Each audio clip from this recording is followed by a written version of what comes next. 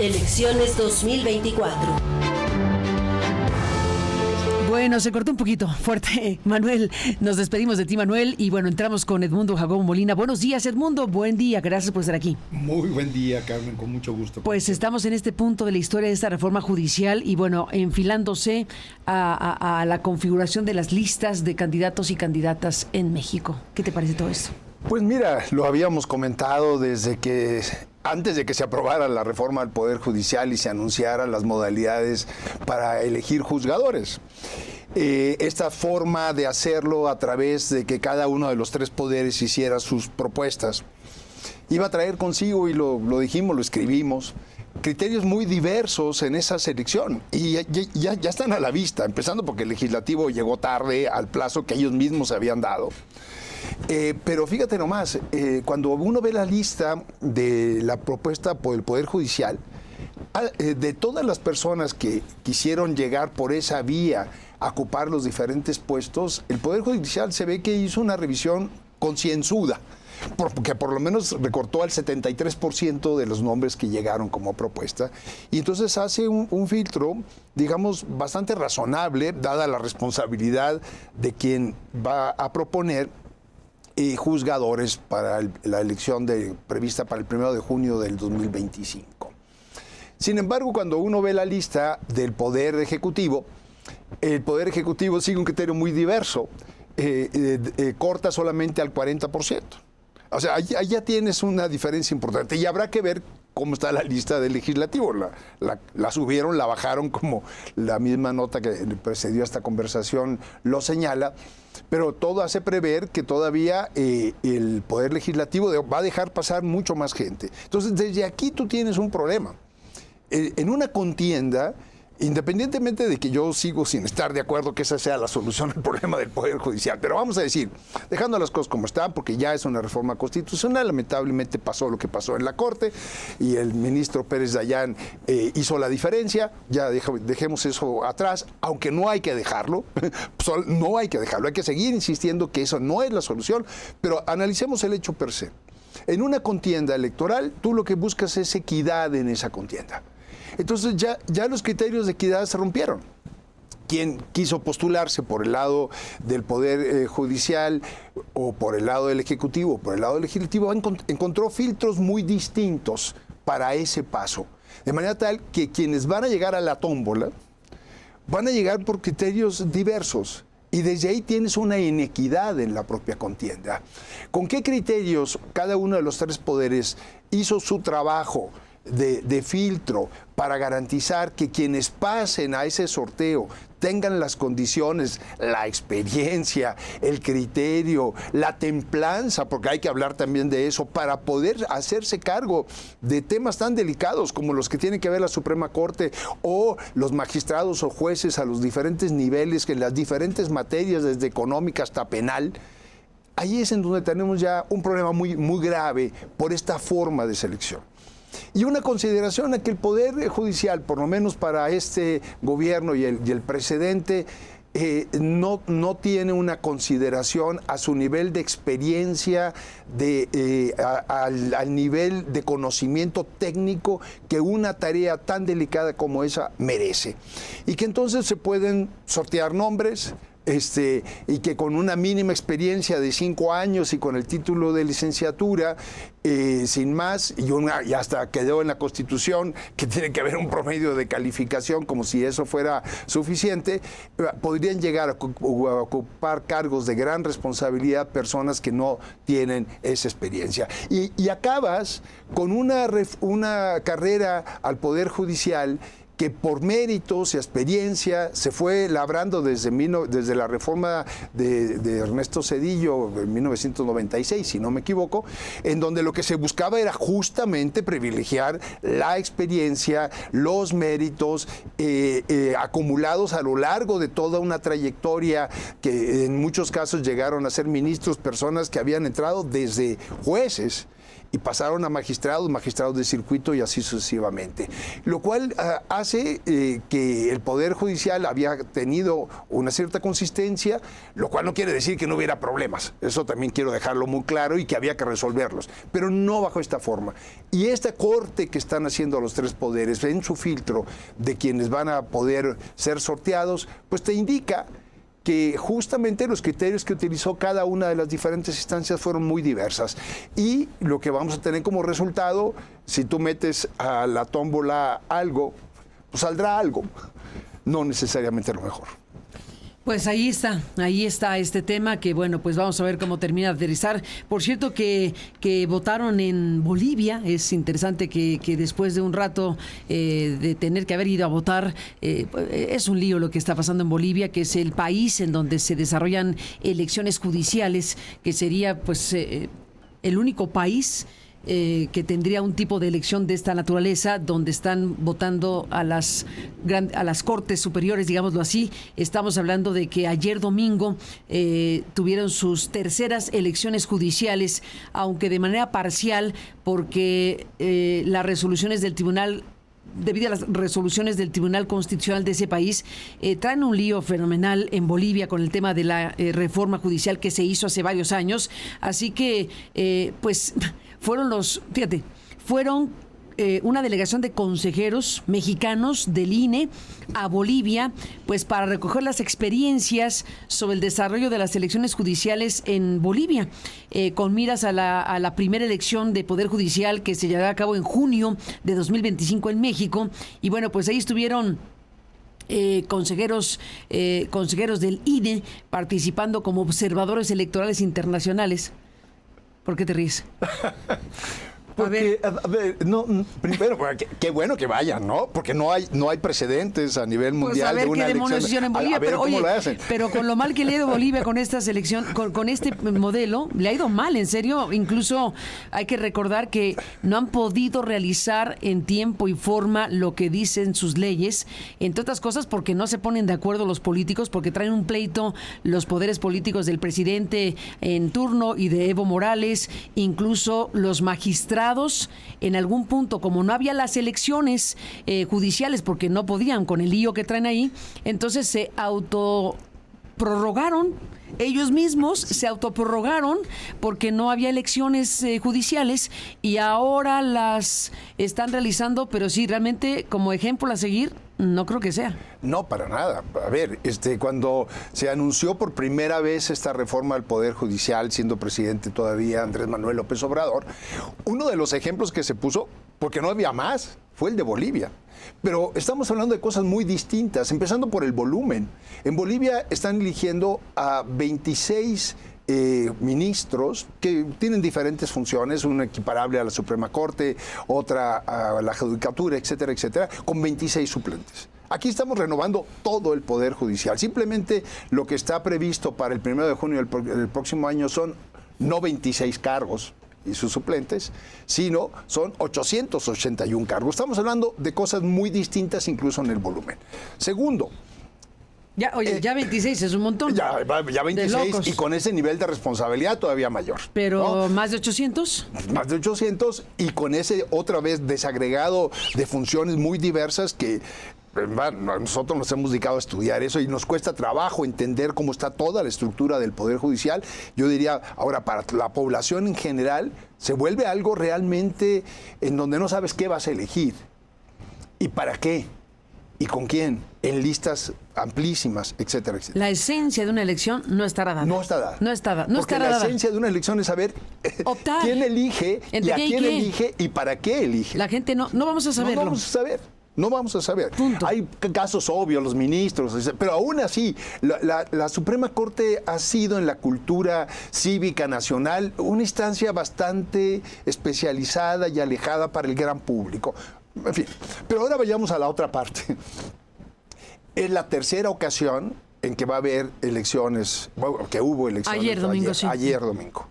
Pero según, lo digo de memoria, hay que estudiarlo, creo que tiene un año de retraso. Esto debió haberse hecho hace un año atrás, por lo menos. O más. O más. Pero de ese orden estamos hablando. Es decir, ¿por qué? Porque no se ponían de acuerdo en cómo hacerlo. Si las dos anteriores ya habían tenido problemas, y sobre todo, ¿sabes qué, Carmen? Dudas en el resultado de las elecciones, en la credibilidad, en la legitimidad. Ahora con todo esto, como no se ponían de acuerdo, pasó un año, por lo menos un año, de retraso en esta elección. ¿Qué está pasando aquí? Estás politizando al Poder Judicial. Y es otra vez la lógica del poder. ¿Quién pone aquí a ministros para qué? En lugar de pensar en la función social que tiene. Pues por eso la gente no fue a votar. Esencialmente, porque hay que decir que en las elecciones judiciales, en las dos anteriores, que este es un dato fundamental de lo que ha ocurrido en Bolivia, las elecciones judiciales de 2011 y de 2017, la mayoría de los electores votó nulo y blanco. A ver, ¿qué señal es esta? Los que fueron a votar, que fueron muy pocos, votaron nulo y blanco, en rechazo a los procesos, al considerar los procesos mismos manipulados por la mayoría legislativa del movimiento oficialista, del MAS, del movimiento al socialismo MAS, de Evo Morales y de Arce. Y bueno, pues la gente votó muy poco, fueron índices muy, muy bajos de votación, y los que votaron mayoritariamente. A ver, esta es la señal que México tiene que leer, que los mexicanos y las mexicanas tenemos que leer, que no nos pongan como ejemplo a Bolivia, porque la mayoría de quienes fueron a votar en 2011 y 2017, vamos a ver en 2024 qué pasó, la mayoría votó nulo y blanco. Efectivamente, pues, cuando tú tienes enfrente una boleta y no entiendes la propia boleta y la función, lo que tú mencionabas. O sí entiendes lo que está significando, dice, pero no adiós, estás de acuerdo voto en contra. Y entonces anulo mi voto. Anulo. Y a ver, no es difícil prever lo que nos podemos enfrentar nosotros el próximo año en esta elección. Con índices de participación muy bajos y con una gran confusión en la votación, en donde un ciudadano o anule su voto o sea tan confuso la manera de expresar tu opinión al respecto que se anulen los hechos por no estar claro el sentido de tu votación.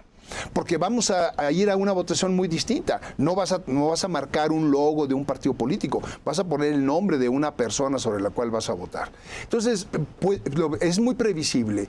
Baja participación por el poco conocimiento que tenemos al respecto, por el poco interés, no porque seamos desinteresados en torno a la justicia, sino el proceso mismo aleja a la ciudadanía.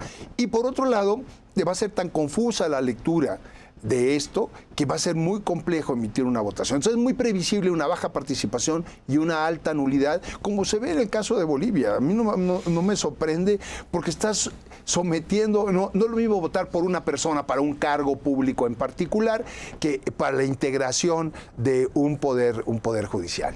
Entonces Bolivia no es de ninguna manera un buen ejemplo a seguir, pero sí indica todas las dificultades que tiene esto. Si a esto le vas a agregar que el presupuesto del INE para la organización de esta elección se bajó de una manera muy considerable y que va a obligar al INE a organizar una elección como no conocemos en el país, en lugar de la casilla cerca a tu domicilio con 750 boletas, por lo tanto donde pueden acudir 750 ciudadanos, va a tener que hacer centros de votación. ¿Qué quiere decir esto? Lugares concentrados en donde va a haber varias casillas, en gimnasios de escuelas, en patios de centros públicos, en parques, etcétera, en donde el ciudadano va a tener que trasladarse en ocasiones a distancias lejanas de su propio domicilio, si es que quiere participar, a emitir su voto. Entonces vamos a tener dificultades en cuanto a entender qué estamos eligiendo, interés por esa elección y además dificultades operativas y organizativas para hacerlo. Además, el tema es que no va a poder con este presupuesto el INE hacer una elección del estándar constitucional que la elección de un poder del Estado merece. Va a tener que bajar los estándares. ¿Qué va a hacer, por ejemplo? ¿Va a haber resultados preliminares o no va a haber resultados preliminares? ¿Cuánto tiempo va a llevar la votación de un ciudadano en la urna? ¿Cuánto tiempo va a llevar el cómputo una vez que se cierren las casillas? ¿Cuánto tiempo para resultados oficiales? El INE va a tener que reconsiderar todo esto con un presupuesto muy recortado para poderlo hacer. Para no hablar de la difusión que requiere para informar a la ciudadanía. ¿Con qué recursos? Muy recortado, pero muy Porque lo más recortado fue el Poder Judicial y el INE, que pedía 13,000 y finalmente le quedó ¿cuánto para la elección? Pedía 13,205 y quedó con un poquito más de 7,000 millones de pesos. Es un recorte muy importante para esta elección en lo particular. Y no es que fuera caprichoso, yo entiendo al INE, o que tengo que hacer esta elección, implica toda esta complejidad de la que hemos venido hablando, y eso, una decisión del presupuesto en la Cámara de Diputados implica recursos. La decisión primera de la reforma judicial ya implicaba una responsabilidad de asignarle recursos para que esta reforma procediera. Como tiene un fin más bien político que de mejorar la administración de justicia, entonces aquí tienes tú la consecuencia de aquello. Un diagnóstico, como lo reconocieron, que no se hizo respecto a la propia reforma como tal, un diagnóstico serio, bien hecho, pero además ahora lo rematas diciéndole al Poder Judicial no me importa. Porque ni siquiera le doy recursos para esa elección que yo mismo promoví. Es la consecuencia lógica de una cosa de la otra. Sí me importa, pero ya lo tengo resuelto con el diseño que hice para controlar. Porque lo que me importa no es una mejor administración de la justicia, sino el control del Poder Judicial y la politización. Y el ejemplo de Bolivia ahí lo tenemos, Carmen. ¿Por qué se retrasó todo esto? ¿Por qué las dos elecciones previas tuvieron tantas dificultades y demás? Porque no estaba en el centro la administración de la justicia, estaba en el centro el control político del Poder Judicial y cuántos ministros y cuántos juzgadores les tocan a cada quien. Y cuando tú pones en juego esto, lo que tienes como consecuencia es lo que está pasando en Bolivia y que seguramente va a suceder en nuestro país. Pues para el público que está siguiendo esta conversación con Edmundo Jacobo Molina, para mayor información puede usted consultar nuestro portal en www.aristeguinoticias.com. Tiene toda la información de lo que pasó con las elecciones, de estas elecciones en Bolivia, lo de ayer, pero el contexto general de los últimos años. Bueno, pues estamos aquí presentando a usted en nuestro portal que el mandato de los jueces en Bolivia, elegidos o electos en 2017, debía terminar a principios de este año, pero en diciembre de 2023 el tribunal decidió ampliarlo, o sea, autoampliarlo, alegando que se buscaba evitar un vacío de poder ante la falta de las elecciones que no pudieron realizarse en 2023 por problemas en el legislativo y numerosas causas judiciales que frenaron varias veces el proceso. Es decir, en Bolivia también hubo muchas causas judiciales, como en México, pero aquí ha habido un desacato masivo. Y en Bolivia se complicó la aplicación de la reforma, dado los efectos judiciales de causas judiciales que se abrieron. Entre otras cosas, además de los problemas serios políticos entre los actores principales. Conclusión, el tribunal dijo, pues alargamos nuestro periodo nosotros mismos para evitar un vacío de poder.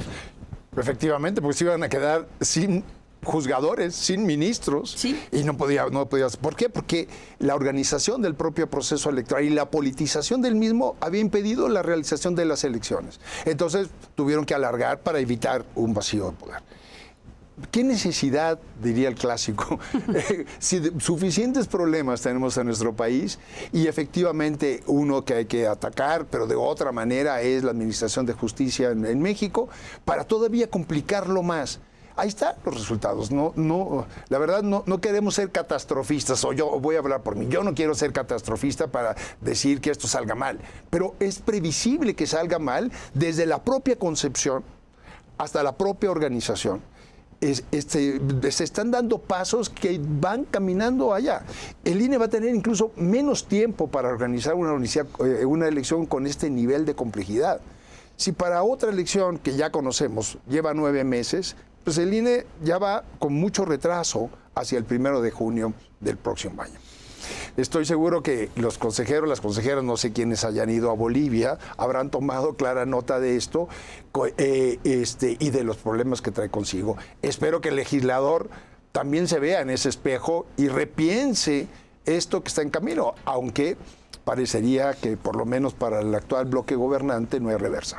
Los consejeros que acudieron a Bolivia son Jorge Montaño, Rita Bel López Vences y Ucquiv Espadas Ancona. Son los que participaron en esta delegación de consejeros electorales mexicanos en Bolivia con motivo de sus elecciones judiciales el día de ayer.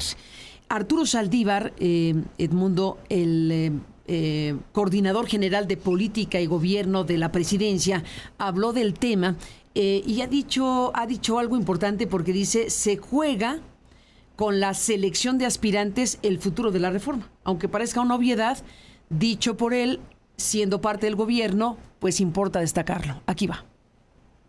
Buenos días. En seguimiento de la práctica que hemos tenido de informar a la sociedad los avances que llevamos para la instrumentación de la reforma judicial. La que sigue, por favor. Hemos concluido la etapa de revisión de los requisitos de elegibilidad de las y los aspirantes. Durante esta etapa, una vez que concluyó el registro, hemos revisado los 18,744 expedientes, uno por uno, con mucho cuidado, con mucha responsabilidad, para que todos y todas los que se registraron y que reunían los requisitos formales puedan pasar a la siguiente etapa. La que sigue, por favor. El resultado que tuvimos fue de 11,015 personas que cumplen con los requisitos formales para continuar en el proceso. 7,432 personas fueron descartadas porque no reunían los requisitos o no acompañaron la documentación que se exigía en la convocatoria. La que sigue, por favor. Este es una gráfica donde ustedes pueden ver que tenemos un número suficiente de personas en los diferentes cargos para poder seguir avanzando en este procedimiento. Aquí pueden ustedes ver por género. Por ejemplo, en la Suprema Corte tenemos 228 aspirantes, 61 mujeres, 160 hombres, 2 personas no binarias. Para el Tribunal de Disciplina Judicial, 183, 75 mujeres, 108 hombres y 0 personas no binarias, y así viene cada uno de los cargos. Vean ustedes cómo también se logró incrementar mucho el tema de género. Aunque hay mucho más hombres inscritos, tenemos en principio suficientes mujeres que pasaron esta etapa. La que sigue, por favor. En esta gráfica pueden ustedes ver el número de aspirantes que están ya con requisitos de elegibilidad, para cuántas personas necesitamos. Por ejemplo, para ministros o ministras de la Corte tenemos 228 personas. ¿Cuántas requerimos en principio para la insaculación? 90, de los cuales quedarían 27 para 9 cargos que se tienen que ocupar. Y así para el Tribunal de Disciplina Judicial, 183 aspirantes, 50 personas para insacular, quedarían 15 para 5 vacantes en el cargo. Es muy importante establecer que en esta etapa no quiere decir que todo aquel o aquella que hayan tenido los requisitos de elegibilidad son aptos para poder estar en la lista de los 90 y ser insaculados. Tampoco quiere decir que el comité tenga necesariamente que reunir 90 personas aunque no haya perfiles adecuados. Una cosa es la cuestión formal y ahora es la cuestión sustantiva. La que sigue, por favor. Y esta cuestión sustantiva nos va a llevar a que de aquí al 31 de enero analicemos cuáles son los perfiles, las personas más idóneas para cada uno de los cargos. En una primera etapa, la que sigue, por favor, vamos a analizar cada uno de los que han pasado y cada una de las que han pasado esa etapa, cuál es su probidad, su honestidad, su trayectoria académica, su trayectoria profesional, su experiencia, su fama pública, el ensayo que presentaron, etcétera. Tendremos que hacer un examen muy, muy cuidadoso para a partir de aquí poder decidir quiénes pasan a la etapa de entrevistas. Esperemos durante todo el mes de enero estar abocados a tener las entrevistas necesarias para que podamos determinar los mejores perfiles. La que sigue, por favor. Tenemos una gran responsabilidad. Tenemos que analizar en este momento cuáles son los perfiles idóneos. Este listado, como ustedes saben, se depurará una vez que pasen las entrevistas en una insaculación para que la titular del Poder Ejecutivo pueda hacer llegar la lista que ella apruebe al Senado de la República. La que sigue, por favor. Estamos trabajando con mucha intensidad. Los integrantes y las integrantes del Comité de Evaluación del Poder Ejecutivo estamos conscientes de lo que se juega en este proceso electoral de personas juzgadoras.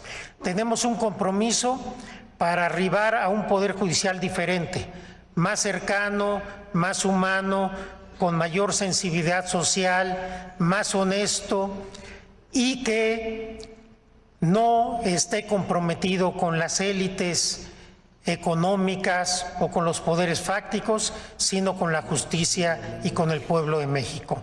Nos estamos tomando esta labor con una absoluta seriedad porque sabemos lo que implica.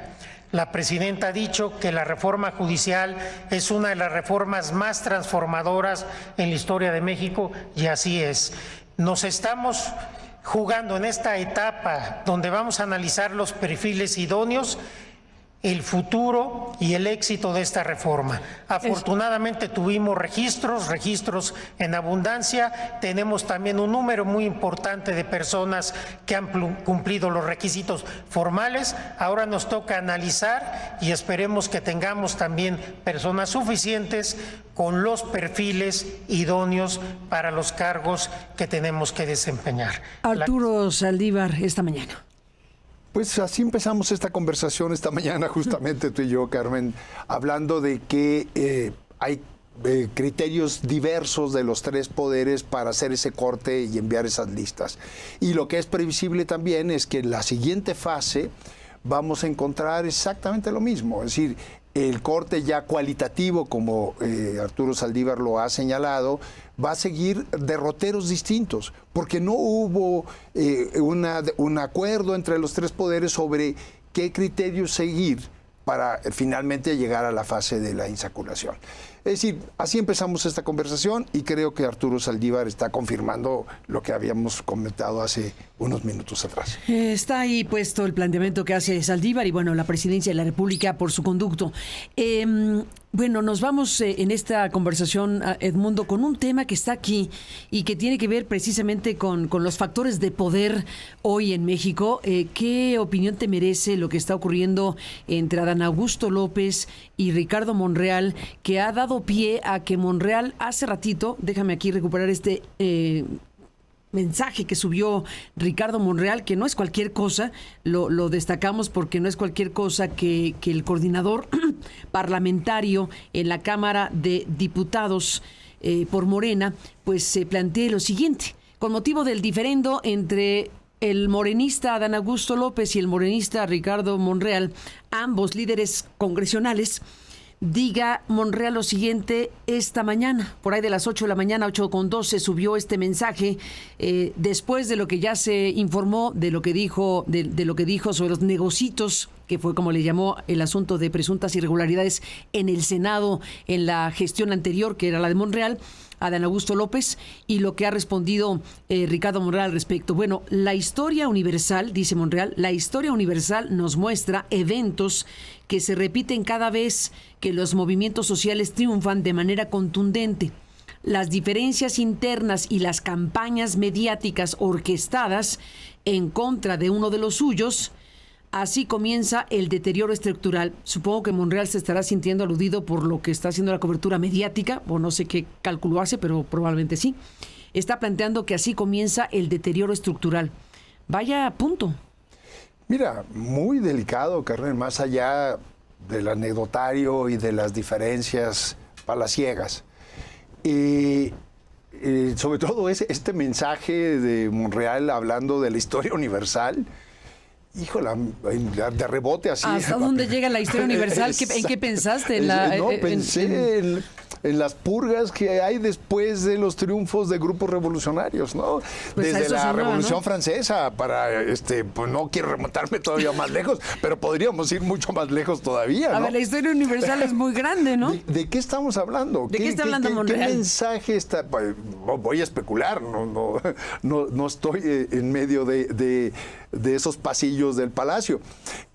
Pero creo que está reclamándose quién dirige este país, quién lo conduce políticamente. Y desde por qué la Cámara de Diputados hizo ese ajuste al presupuesto del Senado, por qué el líder de la mayoría en el Senado lo reclama y lo reclama públicamente, y luego ahora por qué el líder en la Cámara de Diputados escribe lo que tú acabas de leernos, pues indica diferencias importantes. Caray, Carmen, a unos meses de que este gobierno empezó para disputarse de esa manera pública, incluso sin una disciplina dentro del grupo gobernante, para que no se hagan estas diferencias públicas, como ya lo he señalado, indica, desde mi punto de vista, que aquí hay una disputa por el liderazgo político en el país. Si es compartido, no es compartido, quién va a poner orden. La presidenta dijo este fin de semana que hay que tener la cabeza fría, como que queriéndose dirigir a todos. Y sabemos por lo menos estos dos, ¿no? Pero en general, ¿no? En general, de una vez aprovecha ya el viaje para mandar un mensaje a todos. Cuando la historia reciente del país, para no remontarnos a la historia universal, habla que estas dos figuras, Adán Augusto López y Ricardo Monreal, pues fueron piezas claves en la administración política del anterior presidente de la República. Entonces, no solamente es la disputa entre los dos líderes camarales, sino además creo que como las olas en el mar o en un lago, pues tiene reverberancia para otros personajes de la vida política en el país. Y que creo que de alguna manera involucran también al anterior presidente de la República. Vamos y empezando este gobierno de esa manera, cerrando el año de esta forma. Creo que Ricardo Monreal lo que quiere decir, voy a tratar de interpretarlo, es vienen por mí. Y no me voy a dejar, lo estoy advirtiendo. A eso suena, vienen por mí, sí. Y bueno, en el vienen por mí, pues uno se preguntaría qué papel está jugando o va a jugar o si jugará la presidenta de la República en el ejercicio de poder en su conjunto, porque aquí hay un tema principalísimo, el quién manda aquí en México en función de un bloque oficialista muy poderoso, muy grande, que tiene a la presidencia de la República, que tiene las dos mayorías calificadas obtenidas de la forma en que se obtuvieron, y tiene estos personajes clave que son Adán Augusto López, Ricardo Monreal, la presidenta, por supuesto, ¿no? Y los demás elementos que ahora están pues alineándose con uno o con el otro. Sí, porque finalmente, ¿qué es lo que cohesiona a Morena? No es un partido el tradicional. El poder mismo. ¿No? El poder mismo. ¿Por qué? Porque no es un partido tradicional cohesionado en torno a un proyecto de nación con una ideología. Es una confluencia de muchos factores y de muchos personajes con historias muy diversas, ¿no? Disciplinados en torno a la figura de un líder que crea el movimiento y ordena políticamente el movimiento. Y ahora, en este momento de transición de un presidente a una presidenta, obviamente tiene que haber un ajuste en los equilibrios de poder dentro de esa organización, dentro de ese partido político, aunque no quiera llamarse partido político. Es un partido político, pero no tiene la disciplina tradicional de un partido político. Entonces, lo que estamos viendo ahora, traducido de esta forma, es la disputa por el liderazgo y los equilibrios dentro de ese partido para la conducción del país. Y ahí, obviamente, juega mucho lo que es la figura de la presidenta de la República. Mucho se ha especulado en torno hasta dónde ella tiene o no el mando del país. No quiero entrar en esa especulación, porque creo que finalmente coincide ideológicamente, políticamente, socialmente, con la ideología o bien el proyecto, por llamarlo de alguna manera, de Andrés Manuel López Obrador. Pero eso no quiere decir que no haya disputas internas entre los liderazgos para ver quién va a tener mayor peso en la conducción. Y esto denota efectivamente que no estamos tú y yo aquí especulando. Hay un dato muy duro, un mensaje muy claro, tanto de la presidenta el fin de semana que les dice orden, cabezas frías, como de los propios personajes. El discurso de Dan Augusto en el Senado es muy duro, diciendo aquí hay, tremendo, muy fuerte. aquí hay negocitos y vamos a poner orden. ¿Quién fue el anterior líder del Senado? Y ahora sale y se defiende de esta manera diciendo, vienen por mí. Caray, con lo que acabamos de comentar, de un poder judicial tomado, cooptado, en riesgo de debilitamiento, y unas disputas palaciegas de esta forma, frente a un 20 de enero en donde Donald Trump va a tomar posesión, los canadienses están tomando distancia, viene un proceso de negociación del Tratado de Libre Comercio, sí es un momento delicado. Tenemos que tomarnos en serio este país, tenemos que tomarnos en serio qué país queremos y creo que estos no son buenas señales en esa dirección. Pues nos vamos con esto en este momento del programa. Seguiremos con más asuntos el día de hoy, esta mañana, pero gracias por estar aquí, Edmundo Jacobo Molina. Buenos días y buena semana. Buena semana, Carmen. Aburridos no estaremos. No, eso sí de que ninguna manera.